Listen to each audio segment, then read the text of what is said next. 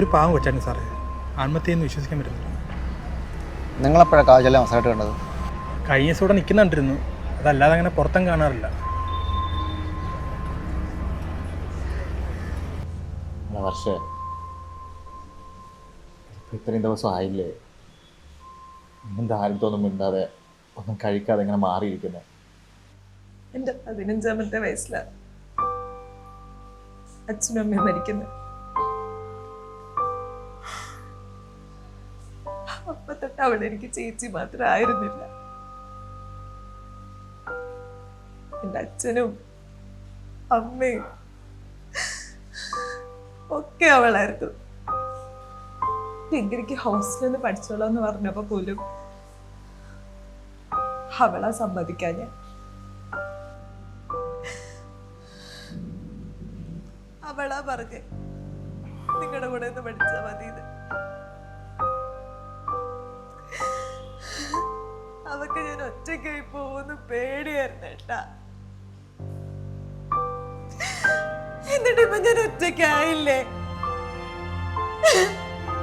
എനിക്കിനി ആരാ ഉള്ളേ? ഞാനുണ്ട്.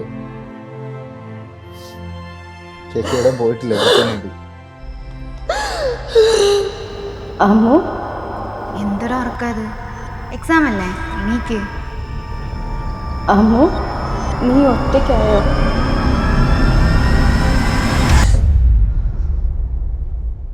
എന്തു പറ്റി? ഏയ് ഒന്നുമില്ല. ചായ കുടിക്കും. ചേട്ടാ, ചേച്ചി എന്തിനാ സൂയിസൈഡ് ചെയ്തേ? നിങ്ങൾ തമ്മിൽ എന്തെങ്കിലും പ്രശ്നം ഉണ്ടായിരുന്നോ? ഏയ്, ഞങ്ങൾ തമ്മിലെന്ത് പ്രശ്നം? അവള് ഹാപ്പിയായിരുന്നു എൻ്റെ കൂടെ.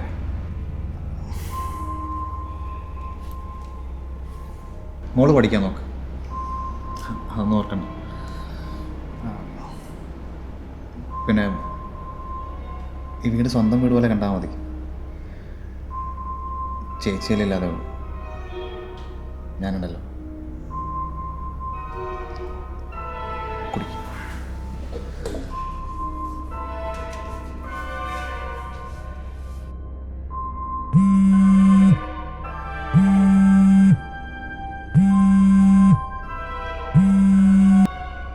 ഹലോ അമ്മായി, ഞാൻ എറണാകുളം തന്നെ ഉണ്ട്. അത് എക്സാം അല്ലേ, എക്സാം കഴിഞ്ഞിട്ട് പോകുന്നു വിചാരിച്ചു. എന്തേ?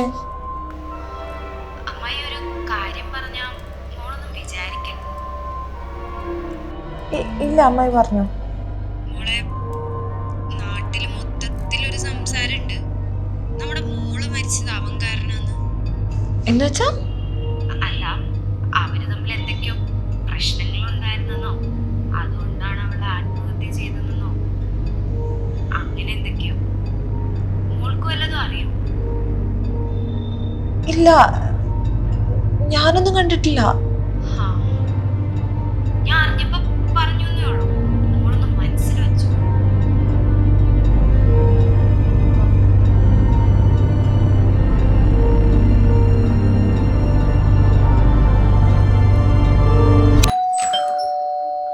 രാഹുലില്ലേ? ഇല്ല, അവിടെ പോയി പുറത്തു പോയതാ. കാജൽ മരിക്കുമ്പോൾ എന്താ പേര്? വർഷ. വർഷ എവിടെയായിരുന്നു? കോളേജിൽ പഠിക്കുകയാണോ? ആ. ഓ, അപ്പോൾ അതാണല്ലേ ഇവിടുന്ന് വന്നു പോകുന്നത്.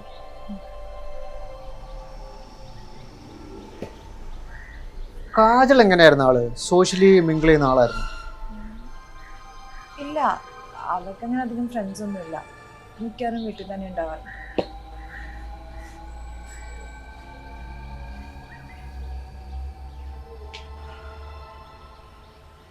നിങ്ങൾ രണ്ടും മാത്രമേ ഇപ്പോൾ വീട്ടിലുള്ളൂ? കാജലിൻ്റെ ടോക്സിക്കോളജി റിപ്പോർട്ട് വന്നായിരുന്നു. മരണകാരണം പോയിസൺ ചെന്ന് തന്നെയാണ്, പക്ഷേ it's more of A mixture. ഒന്നുകിൽ അത് കാജൽ തന്നെ ഉണ്ടാക്കിയതാവണം, അല്ലെങ്കിൽ ആരോ അത് കാജൽ കൊടുത്തതാണ്.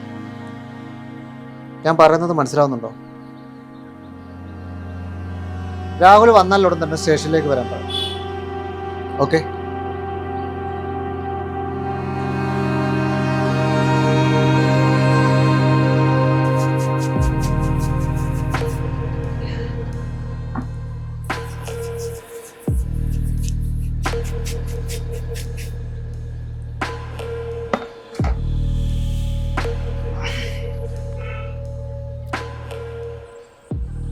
എന്താടെ വെറുതെ നിന്റെ കോഴ്സ് കംപ്ലീറ്റ് ആയത്? ഒരു സെമസ്റ്റർ പിന്നെന്താ പോകത്തേന്ന്? പോകാൻ തോന്നുന്നില്ല. ഇതിപ്പം കുറച്ച് ദിവസം ആയില്ലേ, ക്ലാസ്സിന് പോകാതിരുന്ന എങ്ങനെയാ? ഒരു കാര്യം ചെയ്യും, പോയി റെഡിയാവും, ഞാൻ കൊണ്ടാക്കാം. പോയി റെഡിയാവ്.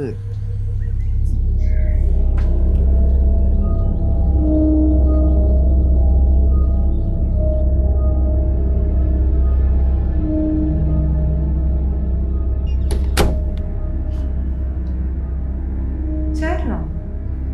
എന്താ പതിവില്ലാതെ?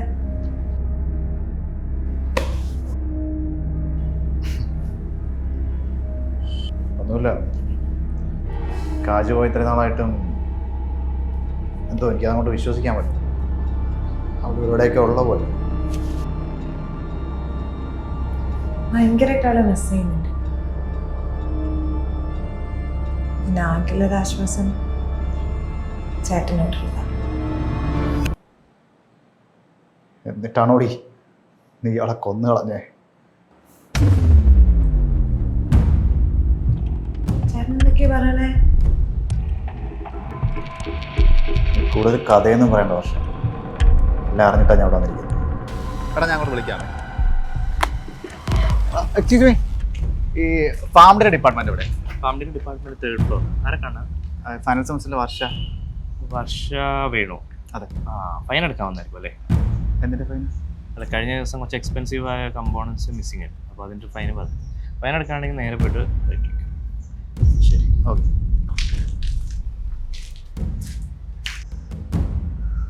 ലാബിൽ നിന്ന് കിട്ടിയ സെയിം കമ്പൗണ്ട് തന്നെയാണ് രാജുവിൻ്റെ ബോഡി കിട്ടിയത്.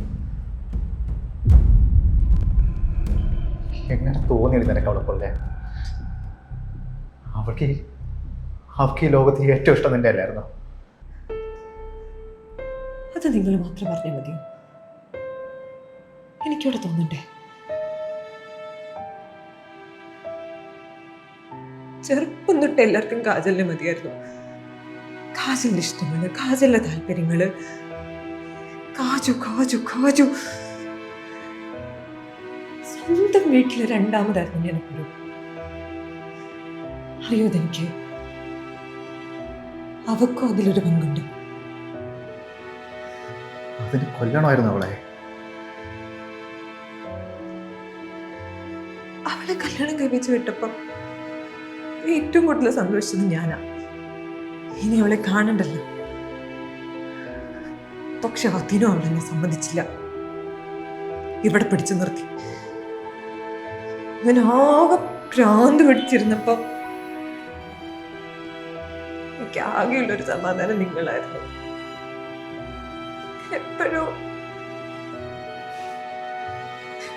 എപ്പോഴും എനിക്കൊരു ഇഷ്ടം തോന്നിപ്പോയി. നിങ്ങളുടെ അടുത്തിരിക്കുമ്പോ ഞാനെല്ലാം മറക്കും. എനിക്ക് ആരൊക്കെ ഉണ്ട് എന്നൊരു തോന്നൽ വരും.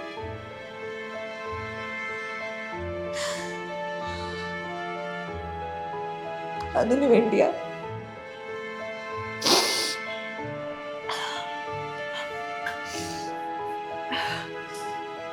ഒരു കാര്യം ചെയ്യാം. നമുക്കെല്ലാം മറക്കാം. ഞാൻ സ്നേഹിക്കാൻ കാജലിനെ പോലെ കാജലിനെ നമുക്ക് മറക്കാം. ചേട്ടൻ മറക്കോ? ഞാൻ നോക്കിക്കോളാം. അങ്ങനെ ചെയ്താലോ?